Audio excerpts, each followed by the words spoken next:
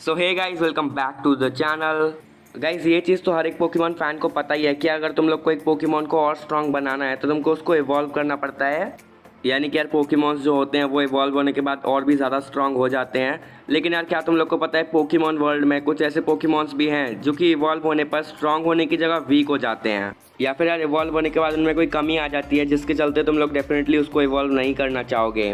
तो आज की वीडियो में मैं तुम लोग को टॉप 5 ऐसे पोकेमॉन्स के बारे में बताने वाला हूँ जिनको तुम लोग को बिल्कुल भी इवॉल्व नहीं करना चाहिए। वीडियो बहुत ज़्यादा इंटरेस्टिंग होने वाली है, पूरे एंड तक जरूर देखना। बिना किसी तरीके आज की हमारी इस वीडियो को स्टार्ट करते हैं।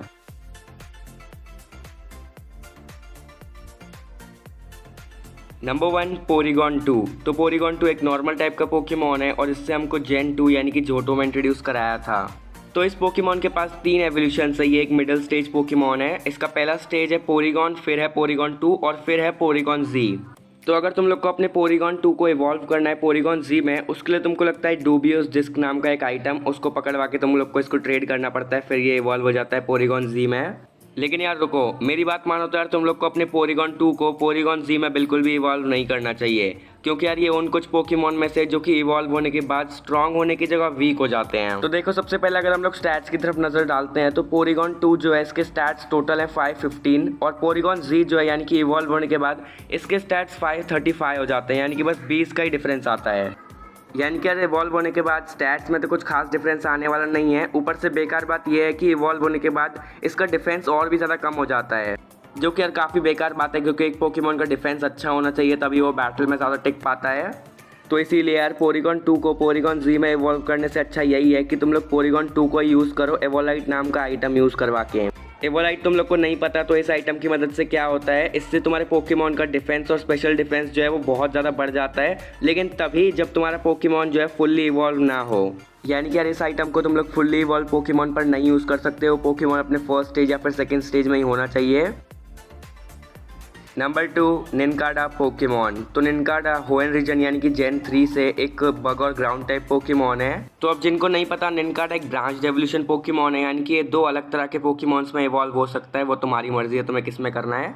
पहला जो इसका एवोल्यूशन है वो है निंजास्क, जो कि काफ़ी अच्छा है, इसकी स्पीड भी काफ़ी अच्छी है और स्टैट्स वगैरह भी अच्छे हैं। लेकिन यार इसका जो दूसरा एवोल्यूशन है वो तो भाई बहुत बेकार है, जो कि है शेड निंजा। शेड निंजा में इवॉल्व होने के बाद निनकाडा के स्टैट्स उल्टा बढ़ने की जगह कम हो जाते हैं। निनकाडा के जो टोटल स्टैट्स हैं वो है 266 और इवॉल्व होने के बाद इसके स्टैट्स हो जाते हैं 236, जो कि यार बहुत ही ज़्यादा बेकार चीज़ है। और ऊपर से इसकी जो HP है वो बस 1 ही है। हालांकि ऐसा नहीं है कि एक ही अटैक से मर जाएगा। इसकी एबिलिटी की वजह से क्या होता है, जब तक तुम इस पर सुपर इफेक्टिव मूव यूज़ नहीं करोगे तब तक ये फेंट नहीं होगा। लेकिन यार अगर सामने वाले बंदे के पास अगर सुपर इफेक्टिव मूव है तो भाई इसका टिकने का कोई भी चांस नहीं है। तो मेरे ख्याल से तो यार निनकाडा को तुम लोग को बिल्कुल भी इवॉल्व नहीं करना चाहिए शेड निंजा में। Number 3, Vigoroth Pokemon. विगोरॉथ एक नॉर्मल टाइप का पोकेमॉन है और ये होएन यानी कि जेन 3 से है। इस पोकेमॉन की भी 3 स्टेजेस हैं और ये एक मिडिल स्टेज पोकेमॉन है। इसका सबसे पहला स्टेज है स्लैकॉथ, फिर है विगोरॉथ और फिर फाइनल है स्लैकिंग। अगर तुम लोग स्लैकिंग के स्टैट्स देखोगे तो तुम लोग डेफिनेटली बहुत ज़्यादा इंप्रेस हो जाओगे। मतलब यार 670 है इसके स्टैट्स। एक नॉन लेजेंडरी पोकेमॉन के इतने ज़्यादा अच्छे स्टैट्स देख के डेफिनेटली तुम लोग यही बोलोगे कि भाई इतने अच्छे पोकेमॉन में हम लोग क्यों ना इवॉल्व करें विगोरॉथ को। तो इसकी वजह यार स्लैकिंग की एक बहुत ही ज़्यादा बेकार एबिलिटी, जो कि पोकेमॉन वर्ल्ड की one of the worst ability है। तो स्लैकिंग की एबिलिटी है ट्रॉन्ट। इस एबिलिटी में क्या होता है कि स्लैकिंग हर एक मूव यूज़ करने के बाद एक बार रेस्ट लेता है। मतलब स्लैकिंग जो है एक मूव यूज़ करेगा, फिर अगला मूव नहीं यूज़ कर पाएगा, फिर एक मूव यूज़ करेगा, फिर नहीं कर पाएगा। मतलब भाई सामने वाला पोकेमॉन तुम पे 2 मूव यूज़ करेगा और तुम्हारा पोकेमॉन सिर्फ एक ही मूव यूज़ कर पाएगा, जो कि बहुत बड़ा डिसएडवांटेज है। और अगर सामने वाले के पास फाइटिंग टाइप पोकेमॉन है जो कि सुपर इफेक्टिव है स्लैकिंग पर, तो भाई वो काफ़ी आसानी से हरा देगा स्लैकिंग को।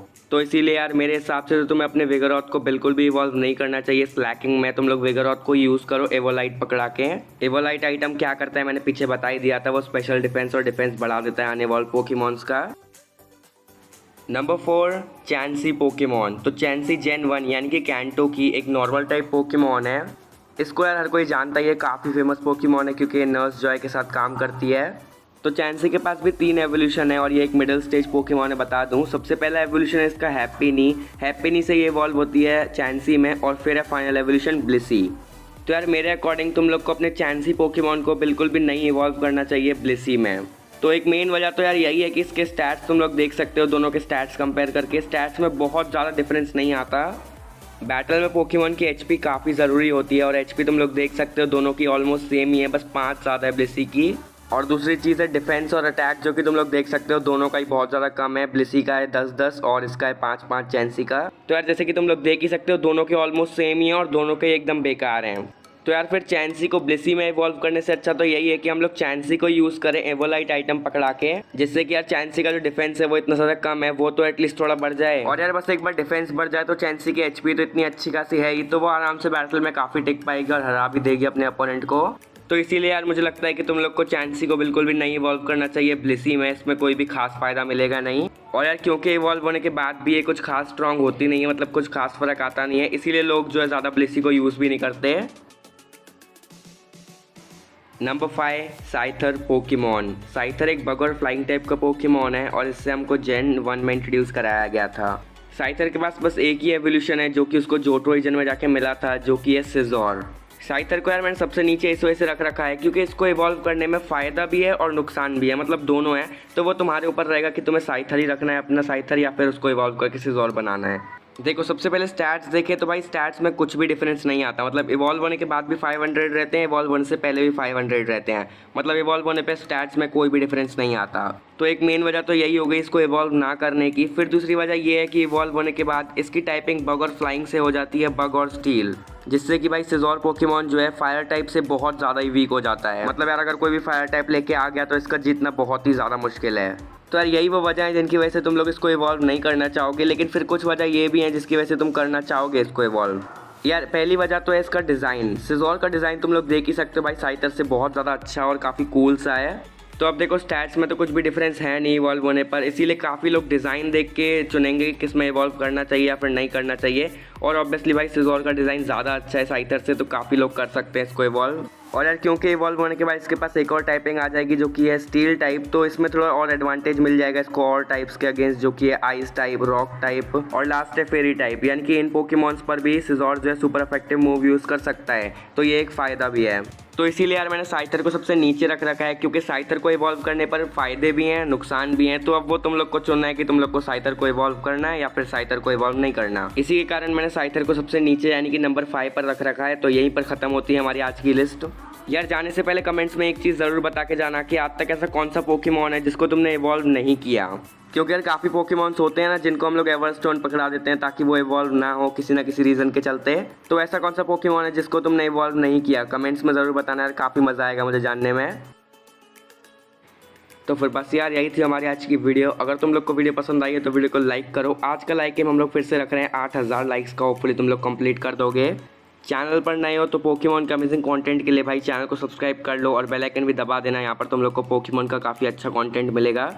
और यार ये है हमारे आज की पोके क्विज। इस पोके क्विज का जिसने भी सबसे पहले आंसर दिया मैं उसको कमेंट पिन कर दूंगा, तो जल्दी जाके कमेंट में आंसर बताओ अगर पता है तो फिर यार मैं मिलूंगा तुमसे ऐसी किसी और नए वीडियो के साथ। तब तक के लिए बाय बाय।